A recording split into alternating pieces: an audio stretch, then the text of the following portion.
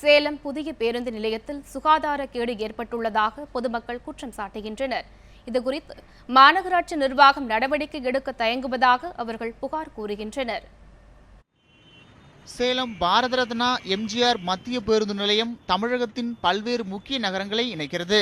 இங்கு நாள்தோறும் ஆயிரக்கணக்கான பயணிகள் வந்து செல்கின்றனர். இந்நிலையில் பேருந்து நிலையத்தை சுற்றிலும் துர்நாற்றம் வீசுவதுடன் சுகாதாரமற்ற சூழல் நிலவுவதாக பொதுமக்கள் குற்றம் சாட்டுகின்றனர். எல்லா சிட்டிக்குமே இது ஒரு மேஜர் பஸ் ஸ்டாண்டு. ஆனால் அந்த மேஜர் பஸ் ஸ்டாண்டுக்கு எல்லா மாவட்டத்துலேருந்துமே வராங்க. அந்த நண்பர்கள் உள்ளே வர்ற போதே பார்த்தீங்க அப்படின்னா நம்மளோட துர்நாற்றம் தான் சேலத்தை வரவேற்கிற ஒரு இதாகவே இருக்குது. சேலம் மெயின் பஸ் ஸ்டாண்டில் பார்த்தீங்க அப்படின்னா ரெண்டு சைட்லேயுமே அந்தாண்டையும் பார்த்தீங்கன்னா ஒரு டாய்லெட் ஸ்மெல் வரும், இந்தாண்ட எக்ஸிட் டைம்லேயும் பார்த்தீங்கன்னா ஒரு டாய்லெட் ஸ்மெல் வரும். இதை நகராட்சியும் அதை இது பண்ணுறதில்ல. இது ப்ரைவேட்டாக எடுத்திருக்காங்க. அவங்களும் இதை ஒரு க்ளீன் பண்ணணுங்கிற ஒரு இதை முன்னெடுத்து பண்ணுறதே இல்லை. சேலம் புதிய பேருந்து நிலையத்தில் 2 கட்டண கழிப்பிடங்கள், 10க்கும் மேற்பட்ட இடங்களில் இலவச சிறுநீர் கழிப்பிடங்கள் இருந்தும் அவை முறையாக பராமரிக்கப்படுவதில்லை என்று புகார் கூறுகின்றனர்.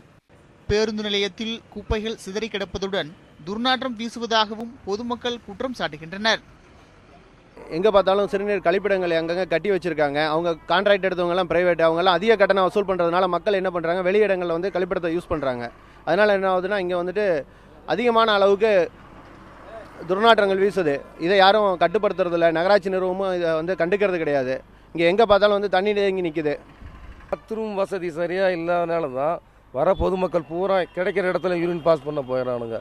ஆனைக்கு சோளப்பூரிங்கிற மாதிரி இத்தினோண்டு பாத்ரூம் 4 ரூம் தான் இருக்குது, அதையும் சுத்தம் பண்ணுறதில்ல.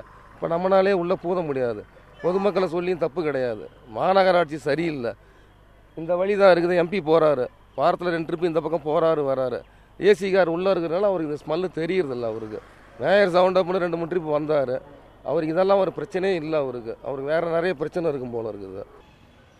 கட்டணம் வசூலிப்பதில் மட்டுமே கவனம் செலுத்தாமல் பயணிகளுக்கு தேவையான அடிப்படை வசதிகளையும் செய்து தர மாநகராட்சி நிர்வாகம் உரிய நடவடிக்கை எடுக்க வேண்டும் என்பதே பொதுமக்களின் கோரிக்கையாக உள்ளது. ரியாஸ், நியூஸ் 7 தமிழ், சேலம்.